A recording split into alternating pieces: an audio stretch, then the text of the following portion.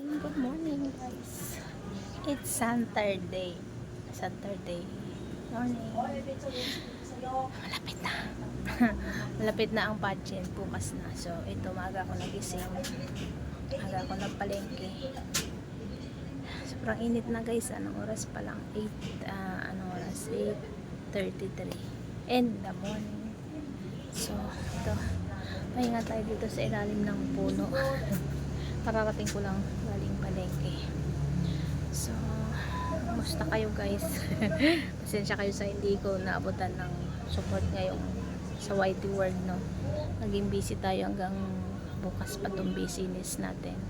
So magbabalik YT tayo after the event. Balik-balik tayo sa saya sa live stream, no? Talaga na busy ako guys. So ito yung mga prepare ko na gamitin ni Kulot ni Unica. Ayan, naka-ready na dito sa taas.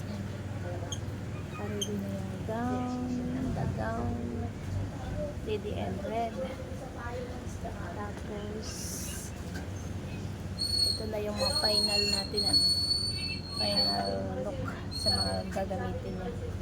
So andun yung andito yung mga create ko na design for fashion, no? For the pageant. Ito yung swimsuit. Ito yung swimsuit niya.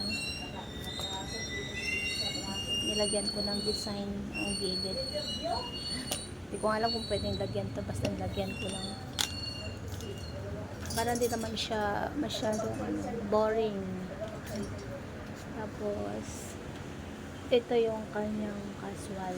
Sinira-sira na yung t-shirt. Ito yung kanyang casual ngayon. Tatali na. Hindi pa to final, no? Pinag-iisipan ko pa anong gagawin ko. So parang naguluhanan ako. Pero okay na yung top. Ayan na siya. And then ang partner nito ay jeans. Fit jeans. Ito. So yung fit jeans niya,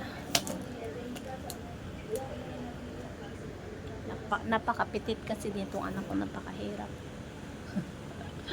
Napakaliit na tao. Tapos ito yung yung gagamitin niyang eco gown. Ito na, lagi nandyan guys. Lagi siya nakakumot, baka sa masira, tapos dito yung ibang, dito yung ipapahinal na natin to ngayon. Iligpit isang ko alam, hindi ko alam kung saan ko to ilagay. Tapos ito yung basket, lalagyan ng mga gulay-gulay kasi farm. Ang inspiration ko dito ay mga farmers na sa aking ikugaw. So ito yung ating nauna na to. Ito yung aking na-create na basket. Yung irarampa niya, hawak niya.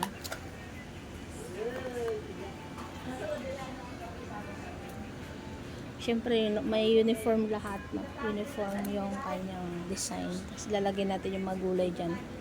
Naghanap ako ng palay, wala talagang makitang palay. So ito na lang representative ng palay. Ornamental flowers. So abangan natin ang pageant bukas. Abang-abang lang guys. Pwede kayo manood live kung naka-follow kayo dun sa yung pina-heart 3 ako. Doon kayo manood ng live sa South Signal. Tunay na nga malasakit. Ayun. Grabe na ang pagod. Grabe na, stress na rin ang itsura ko guys. Kaya sana good luck sa akin pala at sa anak ko bukas. Thanks for watching guys. Para mag-vlog, wala na akong upload. Salamat sa lahat ng mga handang sumilip sa mga uploads ko, no? Support nyo. Salamat ng marami.